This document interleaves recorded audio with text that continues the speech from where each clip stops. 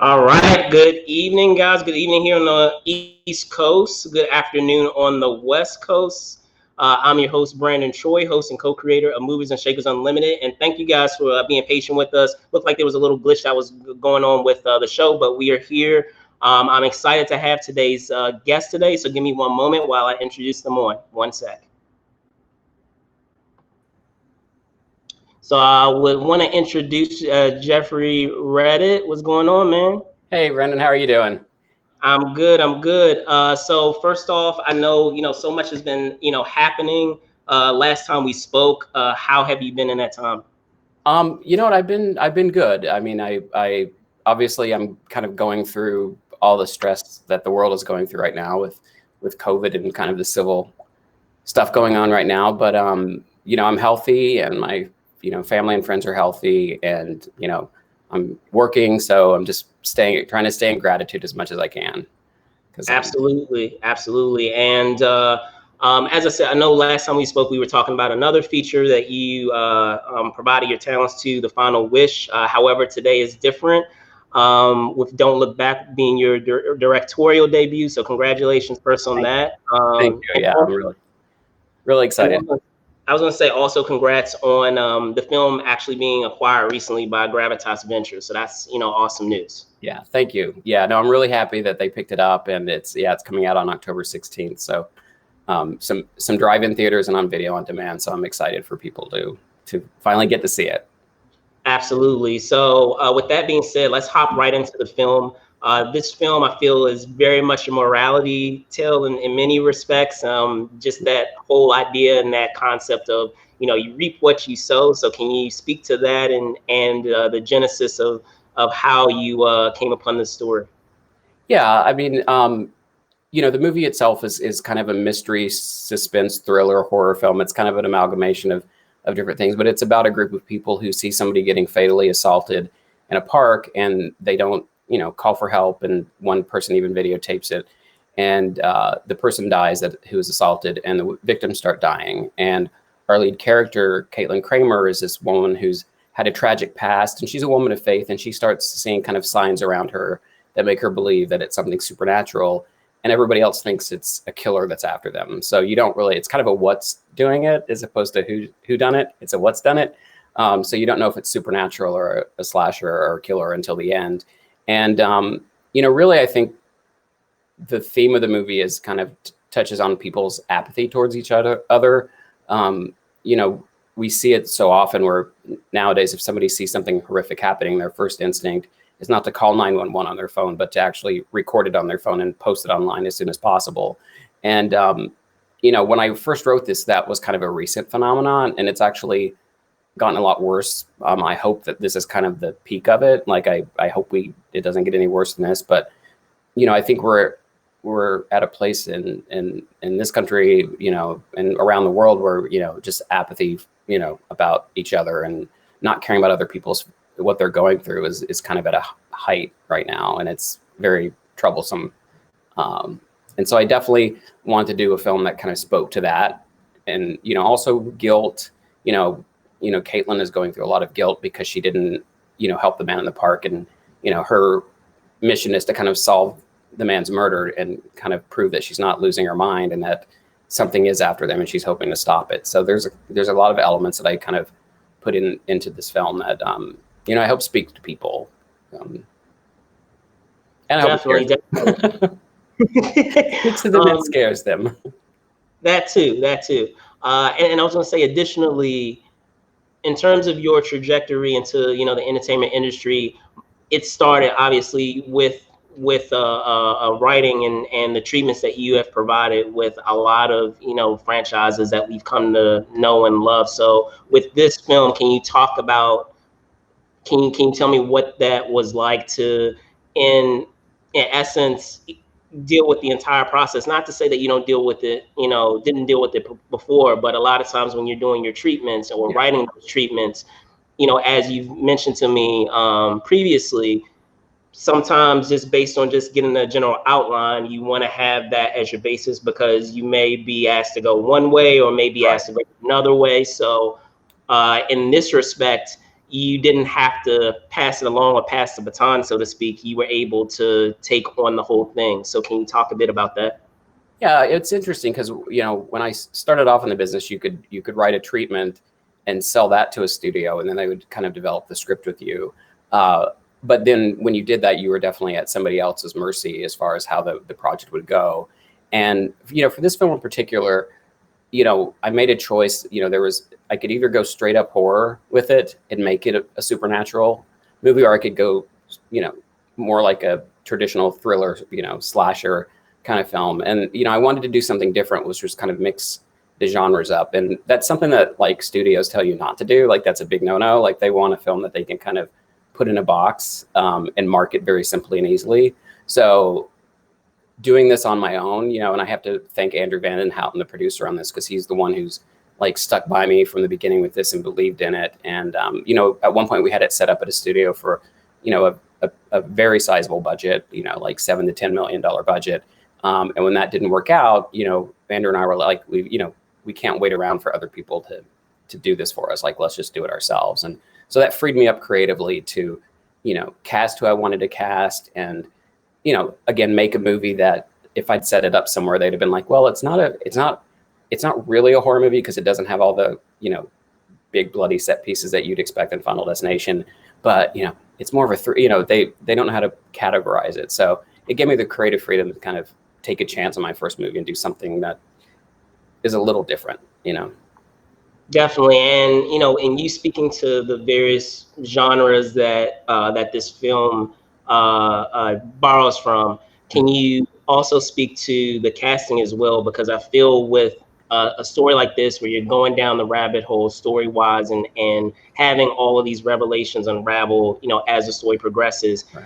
it can easily be difficult to have read if you don't have the right actors, right cast members in those roles. So can you talk to that and making sure that you had, the right folks for the right roles? Yeah.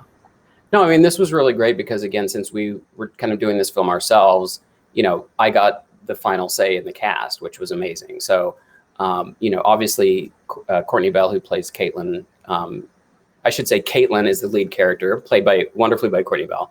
Obviously, Caitlin was the lead character. So, finding that right actress who could bring all the different kind of emotional sides to her and make her still likable and somebody that you cared about was really important. And I lucked out with Courtney because I came across her name. I know she had a smaller part in It Follows, and I went to her website and she put up like clips from all these different things that she'd done, and each one of them was different. Like she was like tough in one, and she was sweet in another one, and she's sexy. So she had all the different aspects of Caitlin that I wanted, and so I'm like, this is her. And what was great about it as well is, I'm a big proponent of having films look like our country looks like. So, like so diversity is very important to me. And just being on the other side of the camera, I think what people don't necessarily realize is when you're casting a film, unless you really, really specify it, white is the default race that everybody gets in their head about an actor or a character in a film. So we've sent out casting notices where we've said open to all ethnicities, hoping to get like a wider talent pool. And literally 99% of the people that get sent to us are white actors and actresses. And so then we almost have to send out a specific casting call saying, we are only looking for people of color. And so, that seeing how that's, I've written so many films over the years, and I've always tried to make the cast diverse just because it reflects my life and it reflects the world we live in.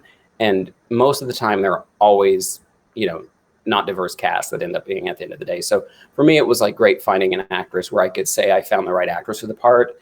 And it was a wonderfully talented, beautiful Black actress. And, it's funny when you hear that when they kind of take other films and whitewash them, where they have like a Native American or an Asian or any other kind of ethnicity group where they take a story and then they put all white people in it and they're like, well, we found the best talent for the role. It's like, yeah, but you didn't look at all the talent. That's the thing. There's a big pool of talent out there. So, obviously Courtney was important, but also all this American, our whole cast, I'm so happy with all of our cast. And the thing that it's very easy not to like people if you watch them stand around seeing a person get beaten to death. Like, it's very easy not to like people. So I had to find actors and actresses who had the depth and, even the likability.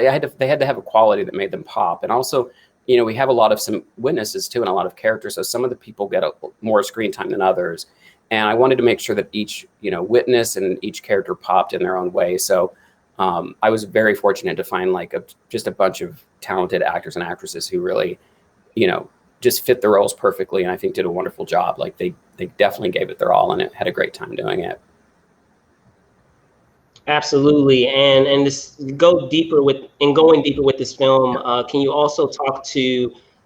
I know with many of the stories, and I don't know if this is intentional or maybe it's something something else at play. Is I've noticed that there is a element of spirituality with a lot of the projects that you've done. So can you Right. talk to where you think that might stem from or come from? It's interesting because I don't intentionally put it in there. I noticed specifically with Don't Look Back when we were down in Baton Rouge and location scouting, people were like, "This is a faith-based movie," and I'm like, I didn't think of it as one.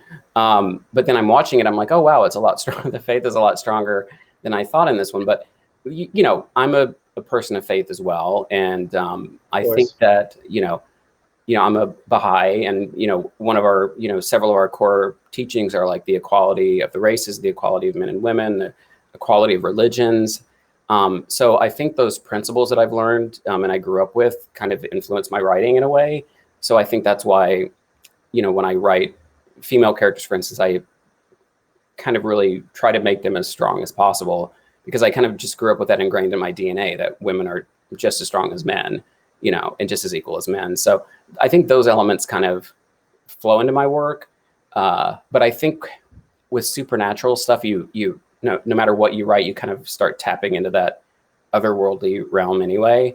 Um, so I think it becomes a part of. I think it just becomes a part of you know the project. And what's interesting with Don't Look Back is we have Caitlin who's a Christian, and I spoke to a lot of my friends who are evangelicals or people Christian people, and they're just like we're tired of seeing ourselves portrayed as like the evil person or the crazy person or the and so for me like representation is not like Caitlin's faith is just a part of who she is, um, Right. and it's never like hit over the head or it's never mocked.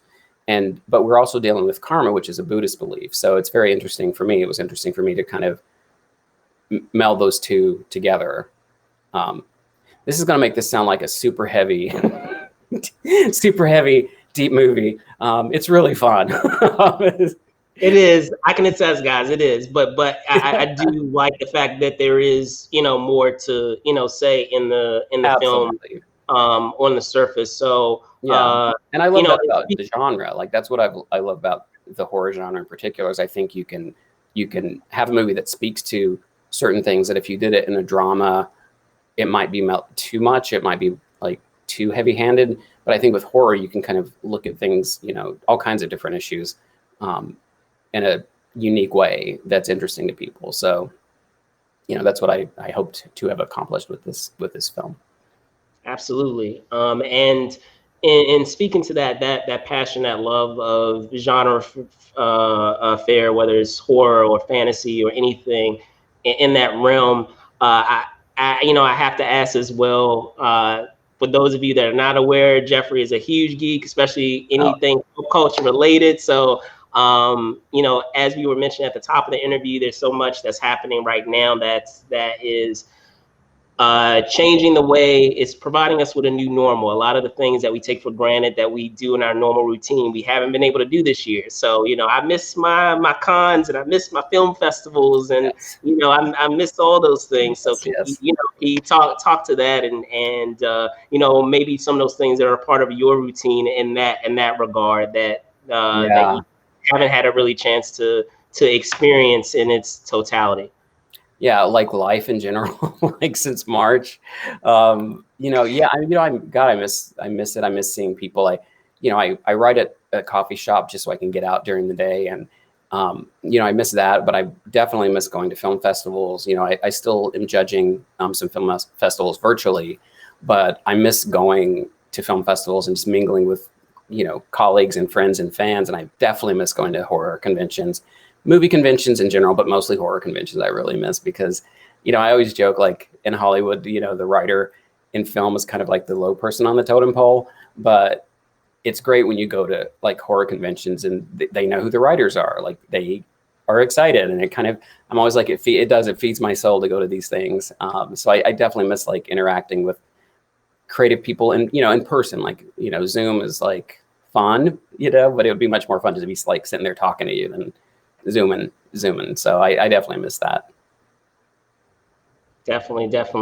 So to close, I know we have this film, Don't Look Back, which will be in theaters October 16th. However, I know that there's way much a larger canvas of things that you are working on as well. I remember last time we were speaking, I believe with Final Wish, there was talks of expanding that story. So can you are you able to speak to some of the projects that that can be announced so that you can comment on right now? I'm sure there's some. Absolutely. Well, to get the big elephant out of the room right now, nothing's happening with Final Destination 6 right now because of COVID.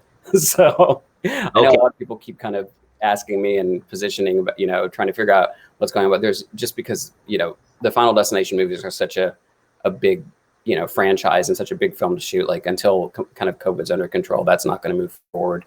We're definitely hoping to do something more with the Final Wish. I had the great experience, writing that with Bill Halfin and John Doyle. And the funny thing is, like, the director of that, Timothy Woodard Jr., just finished directing a film that I produced called The Call. I produced it along with several other wonderful producers. But it unites Lin Shaye and Tobin Bell for the first time on screen. So for all the geeks out there, I think they're going to be excited. Awesome. I know. They're like, I know Lin. I love her. I just adore her. And I met Tobin, and he's so amazingly professional and gracious. But to see them together on screen is like magic. And that's actually opening up on the 2nd, October 2nd, in theaters. So, and that'll be on streaming towards the end of the month. So, so for October, you can get your horror groove on, and you can start off with The Call on the 2nd, and get, that's a really fun, scary, supernatural roller coaster with like blood and all this horror kind of set stuff that you want to see in a film. And it's a really good story and really good film. And then, you can cruise on till the 16th and see, Don't Look Back, which I think is an interesting film in a less horrific way, but still hopefully is scary. And so I'm really excited about both of those coming out around Halloween. October is like my month. And yeah, I'm working on 2 animated shows for Cartoon Network, which is a big shift of gears for me. One of them they haven't announced yet, so I can't say what it is, but it's really cool.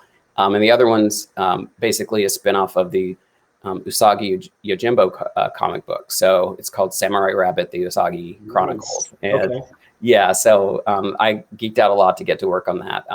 Doug Lansdale and Candy Lansdale are the showrunners on that, and they're amazing. And the whole writing team is amazing. So it's fun to like go from murdering people to cartoons where some people might die, but you never see them. Little skull with the X over their eyes for their eyes, So yeah, I'm really excited about that, and just gearing up for what I'm going to do next. Like filming is, especially in Los Angeles, is going to be on hold for a while until the coronavirus is like, until we kind of know what's really going on with it, until the safety protocols are there, because so many film sets they're too huge to shoot a film right now. So I'm just kind of writing and kind of plotting my next move for when the business opens back up again. Cool stuff. Well, Jeffrey, as always, thank you so much for hopping on and talking about the film. Before I let you go, can you tell folks where they can find you? Oh, yeah. You can find me on Jeffrey A. Reddick, or at Jeffrey A. Reddick on Twitter and Instagram. I'm on Twitter more than I'm on Instagram, and I always tell people, like, I don't have the thirst pictures with, like, wearing a Speedo with my shirt off to post on there to like get followers, but I may like Photoshop my head on like Denzel Washington's body, to try to get followers on Instagram. But Twitter's the best way to find me, for sure. And I appreciate it. You know, it's always nice to follow the fans and see what they're doing too. So Absolutely, absolutely. So there you guys have it. As I said, Don't Look Back will be in theaters October 16th in theaters, as well as on demand as well. Again, Jeffrey, thank you so much. of For course, those of you out there, thanks so much for watching. Of course, you can find us on Facebook here. You can also find us on Twitter at Move and Shake UNLTD. You can find us on Instagram at Movers Shakers Unlimited. Find me, of course, on Twitter at Brandon Troy ENT, and then on Instagram at Brandon Troy _ENT. So with that being said, guys, thanks again so much for watching. Be safe out there. stay safe. And Yes. yes, see you soon. All right. Take Bye. care.